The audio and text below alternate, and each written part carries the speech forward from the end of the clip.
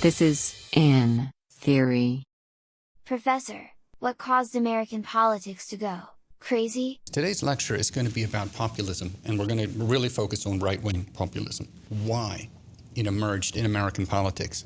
First of all, I want to begin with a definition. Someone who's pretty passionate about something.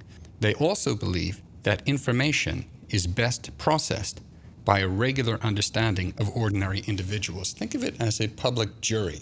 Juries actually are very smart people because they hear all the evidence. There is no evidence hearing process here, so the concept of a public jury might not really be accurate. Another interesting word is clamor. Both the left and the right have their own versions of ordinary clamor. And the Bernie Sanders version of it, the billionaires are ripping you off. And I actually like that phrase, a thorny version of themselves. You are listening to In Theory.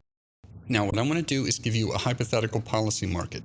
So we're going to assume 20% of the people are in the center. And we're going to assume 25% of the market is liberal. And again, this is all hypothetical. And we're going to assume 30% of the market is conservative. 10% of the market wants democratic socialism, as that's been defined to you. And 15% want what would be its opposite, libertarianism. What's going to happen in this country is there's going to be a two-party system. You have alpha and you have beta. And you should notice the alpha is 35% of the market, 10% plus 25%.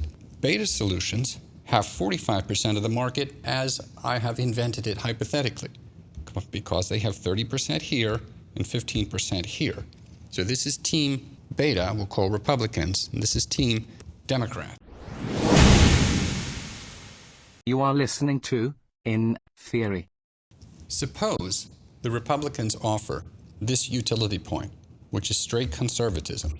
And suppose instead of the Democrats offering their utility point, they try to offer something called center-left. Here is center-left. If you're here, what's the policy pain of the two agendas being offered? It's only one step of pain. What is it over here? 1, 2. So it's rational for these people to go right here. So already now, Democrats have 20% of the vote in the hypothetical. They already have 25% here. They're only experiencing one step of pain. That's pretty low. So they've just now captured 45% of the market. Everyone understand that? This little movement has captured 45% of the market. Here's Bernie and these people. Calculate their pain. 1, 2, 3. Bernie gets 3 steps of pain. These people are saying, we're either going to vote for this wimpy Clinton or we're going to get this Reagan guy. Those two didn't run against each other, but Clinton ran against Bush, which was Reagan's vice president. These people don't have any choice, and right there is your majority. And the movement to the center-left, is what captures the majority. Everyone follow that? You are listening to In Theory. Now, it's very important that you understand this next maneuver. New Democrats are capturing a majority by basically putting pressure on these people. I don't want to say shutting them out, but certainly treating them in a secondary position. New Democrats value the center much more so than the wing. Now watch this maneuver. Republicans now are starting to lose. So what they're going to do is offer compassionate conservatism. They're going to do something similar. And they're going to offer this here. So that now you get Gore running against George W. Bush. So both of them are trying to position here. Now I want to ask you a very, very, very simple question. If that's what happens in the policy products being offered, who gets shut out? These people are getting mad, and these people are getting mad because the system, even if they win, they get 3-step pain. If these people win, they get 3-step pain. And a common complaint is going to be that these candidates are too similar, that they have very similar positions. Establishment Republicans work with centrist Democrats, and it looks cozy. You know, they're both for military spending. They're both for immigration, as I'm going to show you. This is before the rise of conservative populism. Bush wanted immigration. Bush was for compassionate conservatism, had a prescription drug program, no child left behind. And so you begin to see this situation that these candidates are starting to offer policy products that seem not dissimilar enough. And you probably should know why I'm telling you this. I'm trying to describe to you why populism emerged. You are listening to In Theory. Now, suppose you were in this situation here and you didn't like it. How would you combat it? If this were a family and these siblings felt like they were being neglected, who are the parents favoring? This is the spoiled child here, catering to this group. And so what rationally happens is these people start not to like these people. And the question is, how do you get rid of these people? You have to get these people aligned. You've got to destroy the center. That's the name of the game. Changing the market of affiliation, eliminate the centrists, introduce polarization. Centrism is what shuts extremes out, not the system. Centrism is why populism can't win. The people on the extremes don't like the centrists. If you talk to anyone who's very, very, very liberal and you ask them about Joe Manchin, they are pissed at him right now.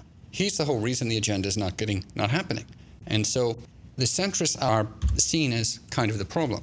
The name of the game of polarization is to destroy the center. You want it so that there's no market preference for centrism. You want it to look like this. That's actually not enough. You want it to go down even further. You want it so that this market isn't very large. You are listening to In Theory. How do you do that? I'm talking instrumentation. How are we going to do this? How do we create polarization? We want to create, what is polarization? The disappearance of the center. How do we get the market to go crazy? What you're going to do is manufacture perpetual conflict. You're going to make people as itchy as possible. And one vehicle you're going to use is talk radio, because that's what they're doing every single day. Talk radio is trying to make it so that there are converts, that anyone willing to listen sees this angry message. You know, adversarial media platforms. There's now an alt-right, Breitbart News. You know, the left has these kinds of things too, where the point is to ratchet up the rhetoric, to demonize the other side, to make people as itchy as possible, sort of the sky is falling kind of thing. There will be social sanctions that emerge. I want to use the Wright State strike as an example. I think somebody said at the Board of Trustees meeting, there are no moderates anymore. You know, people wondered where the moderates were. They felt the situation was so dire. I want to suggest to you that if you're going to go on strike, that is exactly what you need, because centrists will hurt the effort. And so what you need to do is inflame, get the passions going, sky is falling, they're ripping you off, get it angry, and try to get those centrists dispersed.